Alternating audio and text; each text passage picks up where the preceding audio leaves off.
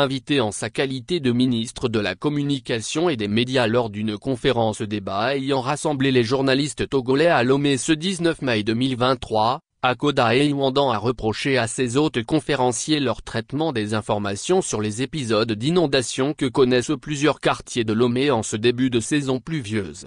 Selon le professeur agrégé des facultés de droit, Akoda Eiwandang, actuel ministre de la Communication et des Médias, les inondations que subissent les populations de Lomé s'expliquent par la position élevée du niveau de la mer par rapport à la capitale togolaise. Il a donc indiqué aux professionnels des médias qu'ils devraient mentionner dans leurs analyses, commentaires et interprétations que cette donnée scientifique est à la base des inondations.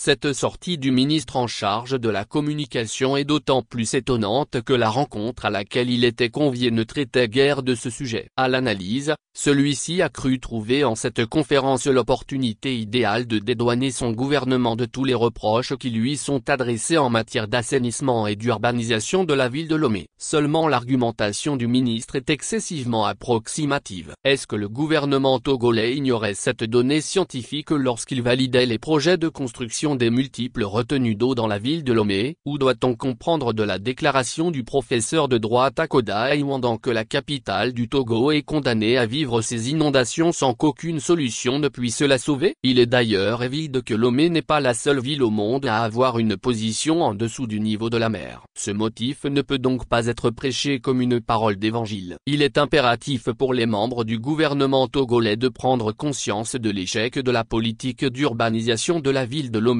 et rechercher par conséquent les solutions pour rectifier le tir au lieu de se livrer à la politique de l'autruche.